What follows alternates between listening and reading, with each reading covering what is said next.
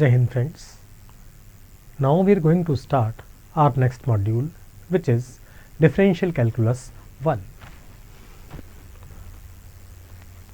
The topics covered under this module will be Introduction to Limit, Continuity and Differentiability, Rawls Theorem, Lagrange Mean Value Theorem, Cauchy Mean Value Theorem, Successive Differentiation, Leibniz Theorem and its application, Envelope and Curve Tracing. First of all, we move towards limits of a function, and let me explain what is meant by limit of a function. Suppose I have a function f(x) is equals to x square minus 1 upon x minus 1. If I try to find f1, then I observe that numerator is 0 and denominator is also 0, means the f1 is a form 0 upon 0, which is indeterminate form, and it clearly means that f is not defined at x equals to 1. Now we try to calculate f at nearby values of x equals to 1. The values of f as x gets closer to 1 are given in the following table. If I substitute values of x in our function x square minus 1 upon x minus 1 and simplify, then we will see that for x equal to 0.9, the value of f(x) is 1.9. For x equals to 0.99, the value of f(x) is 1.99. For x equal to 0.999, the value of f(x) is 1.999. Similarly, if x is 0.96 times, then its value of f(x) will be 1.999 up to 6 times. What we can observe? We see that as x is getting closer to 1, the values of f(x) are getting closer to 2. Here we have considered the values smaller than 1. Now we consider the values larger than 1 in next table. In next table we can again see when x is 1.1, the value of f(x) is 2.1. When x is 1.01, the value of f(x) is 2.01. When value of x is 1.001, the value of f(x) is 2.001. And similarly, if the value of x is this one, 1 point so many zeros and then 1, and then the value of f(x) is 2 point same number of zeros then 1. Here we can again see the same pattern.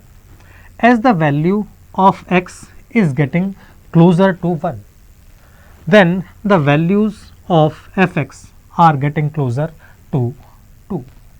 Thus, in both cases we can see as x approaches 1 from smaller values or from larger values, the value of f approaches 2.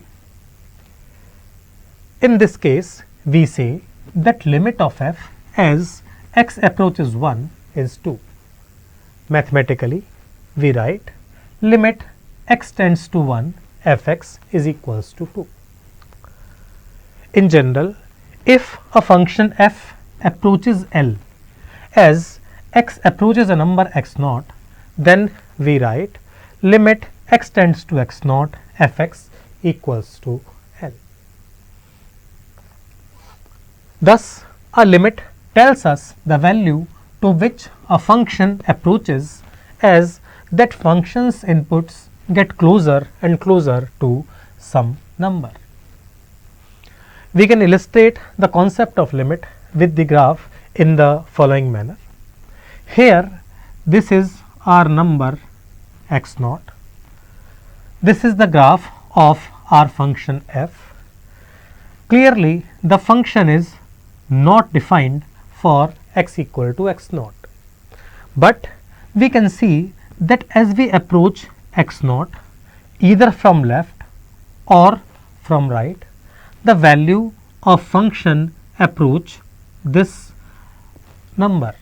This number written here will be the limit of this function f(x) as x approaching x naught. Now we move towards a more technical definition of concept of now we move towards more technical definition of limit, which is epsilon delta definition of limit. Let f(x) be a function defined on an open interval around x naught. We say that the limit of f(x) as x approaches x naught is L if for every epsilon greater than 0 there exists delta greater than 0 such that for all x satisfying x minus x naught mod greater than 0 less than delta means f(x) minus L will be less than epsilon. This definition says that if a number L is limit of a function f as x approaches x naught, then difference between f(x) and L given by this expression can be made arbitrarily small by choosing x naught sufficiently close to x, and this definition will further be explained with the help of figure also. From previous slide we have seen that f(x) minus L mod is less than epsilon. It means f(x) minus L is greater than minus epsilon less than plus epsilon. If I add L in both sides, then it will become f(x) greater than L minus epsilon less than L plus epsilon. Similarly, mod of x minus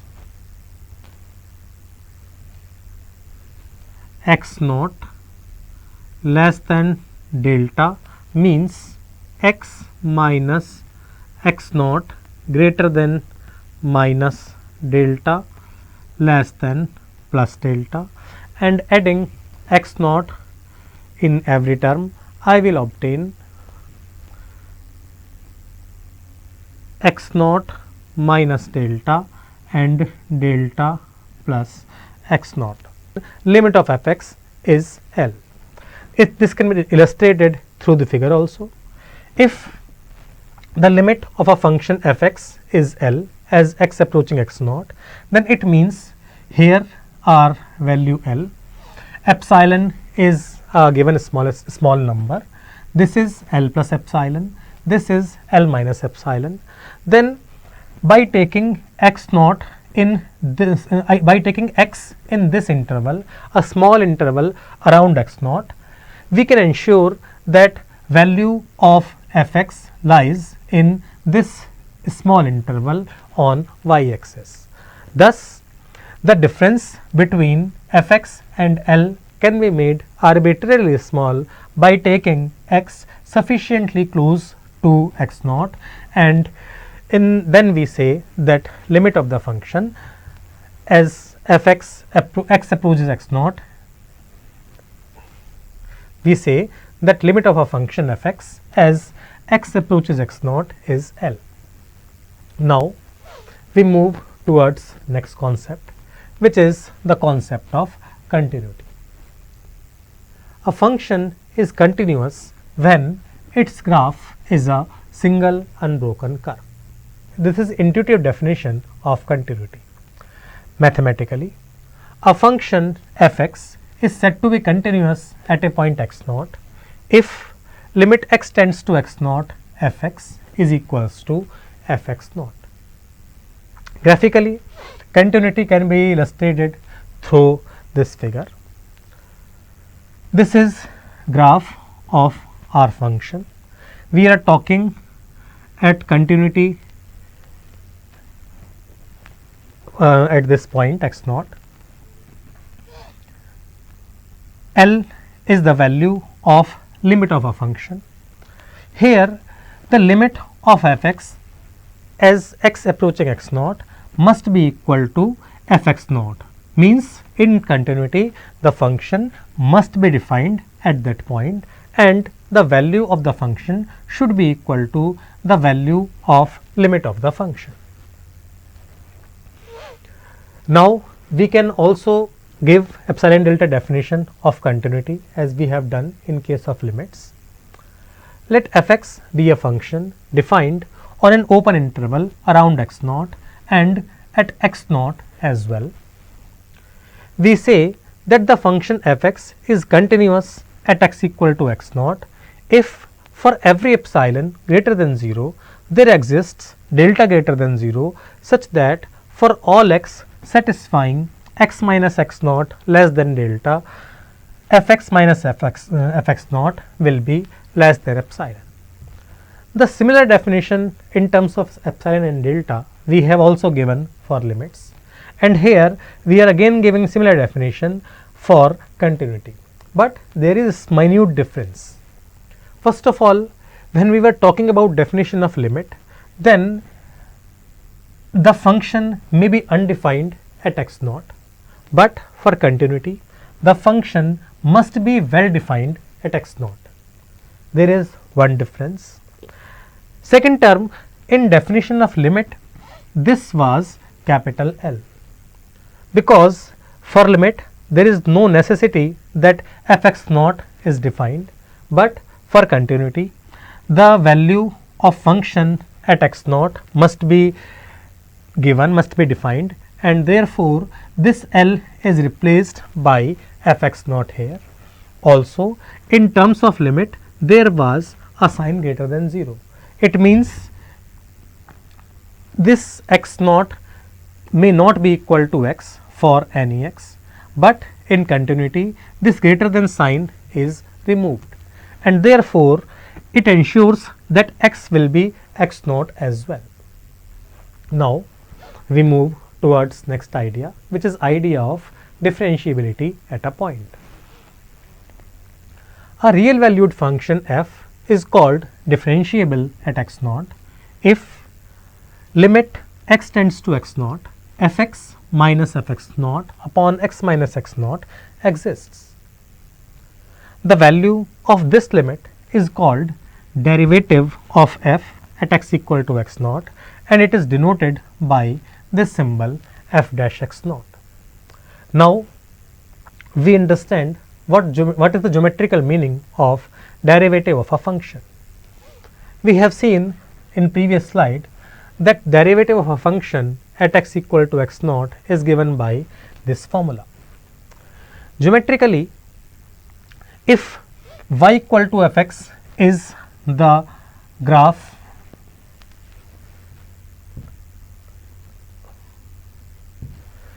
geometrically if y equal to f(x) is the function and this is the graph of our function, then this f dash x naught derivative of f at x naught gives slope of tangent line drawn at x equal to x naught. Why? Let me explain. This f(x) minus f(x) naught gives change in y. This x minus x naught gives change in x.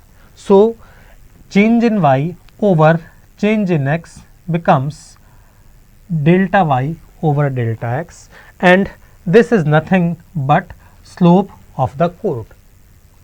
As we move this quantity, we calculate this quantity as x approaches x naught, then this chord moves closer and closer to point x naught, and in limiting case it becomes the tangent, and therefore this quantity f dash x naught gives slope of the tangent drawn at the point x naught. Now with the idea of this slope and tangency, we can visualize the graphs of some non-differentiable functions. We have seen that this f dash x naught gives slope of the tangent to a given curve, but if tangent cannot be drawn at a given point, then it will mean that function is not differentiable at that point. Here is an example. If the graph of function is looking like this, then we can see that at this point it is not possible to draw the tangent of the curve, because this point is corner and function is not smooth here. So, at this point the function will not be differentiable. There can be another situation when there is break in the graph of the curve, and in that case it will again not be possible for us to draw the tangent line, and in this case the function will be discontinuous. Thus, if a function is discontinuous, then it can never be differentiable at that point. Third case can be a vertical tangent, because if a curve is like this, when its tangent is perpendicular to x axis, then in that case the function will again be non-differentiable, because in that case the value of f dash x naught will be undefined, because slope of a vertical line is infinity, or I can say undefined, and therefore in vertical tangent case the graph when the graph will have vertical tangent, then the function will also not be differentiable at that point. Now, we summarize, or I write some results which are useful and which are frequently used by us during our discussions. These are continuity and differentiability of some standard functions. First result is every polynomial function is continuous and differentiable everywhere. Every rational function is continuous and differentiable except the points where denominator is 0. Thus, if f(x) is equals to px upon qx is a rational function, then px and qx both will be polynomials, then this function f(x) will be continuous and differentiable except all the points where this denominator qx is 0. Every trigonometric function is continuous and differentiable at each point of its domain. Means that if a trigonometric function is there, then whenever it is defined on all those points, it will be continuous as well as differentiable. Sum, difference, product, quotient and composite of continuous functions are also continuous at each point of their common domain. Similarly, sum, difference, product, quotient and composite of differentiable functions are also differentiable at each point of their common domain. We now move towards our next topic, which is Rolle's theorem. Theorem says that if a function f is continuous on the closed interval ab and differentiable on the open interval ab such that fa equals to fb, then fx is equals to 0 for some f dash x is equals to 0 for some x within x greater than 0 less than b. This is the statement of Rolle's theorem.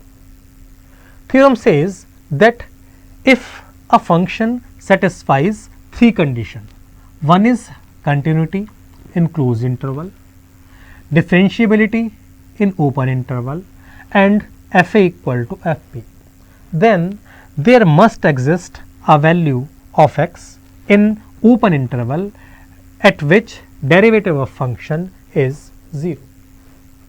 We can illustrate Rolle's theorem with the help of figure. Theorem says that if a function is continuous in closed interval ab, here it is Ra, it is Rb, this is Rfa and this value is again the value of fp. Theorem says that function is continuous in the closed interval it means the graph of the function is not broken in this closed interval AB. Second point says the function is differentiable on open interval AB, means between A and B we can draw unique tangent at each point of the curve, that is the curve is smooth between A and B. And third point, FA equals to FB, that is the height of the function at endpoints are same.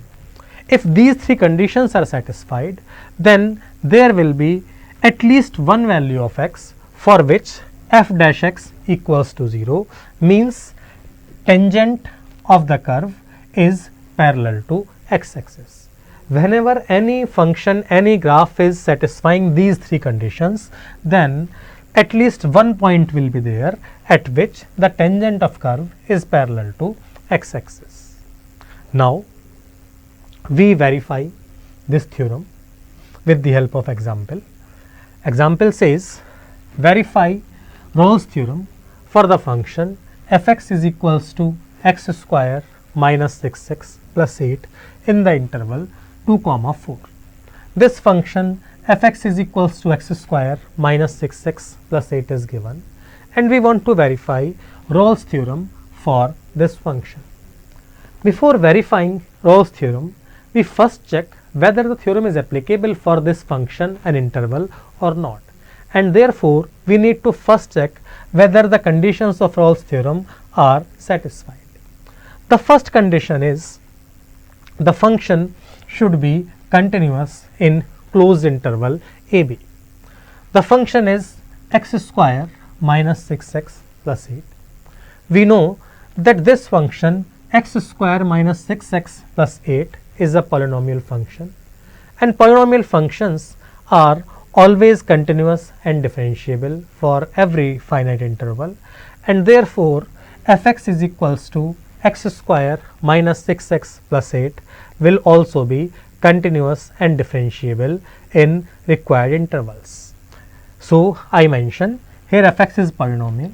Polynomials are continuous and differentiable everywhere. Therefore f is continuous in this closed interval 2, 4 and differentiable in open interval 2, 4. The first two requirements of Rolle's theorem are satisfied.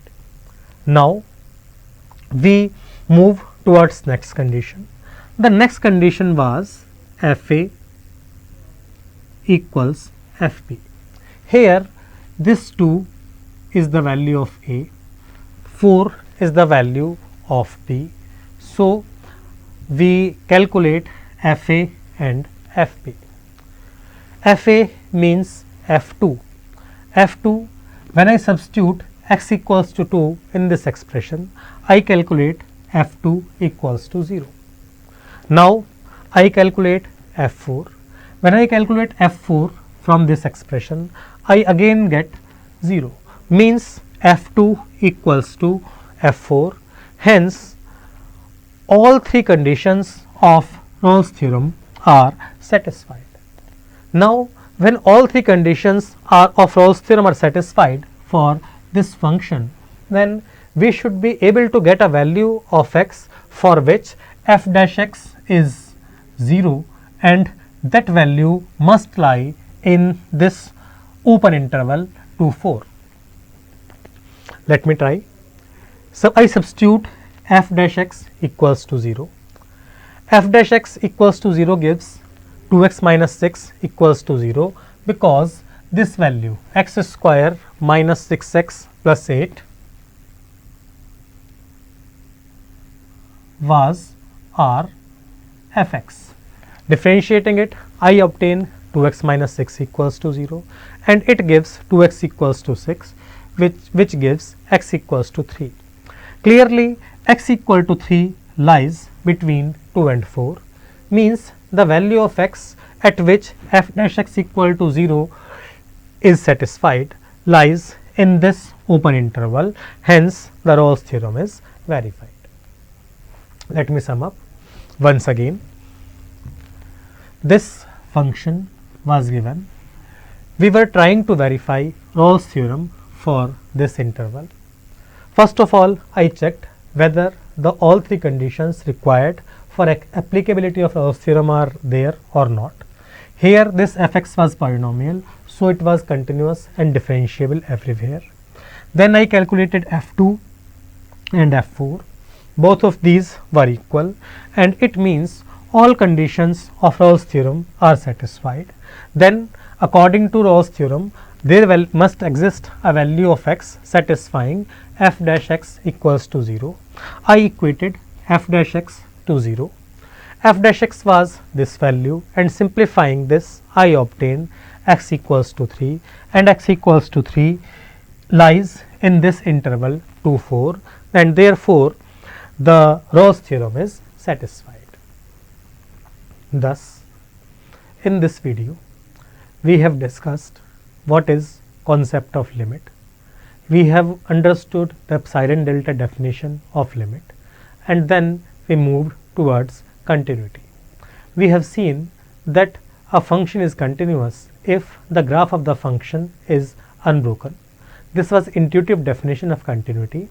Then we understood the technical definition of continuity in terms of epsilon and delta.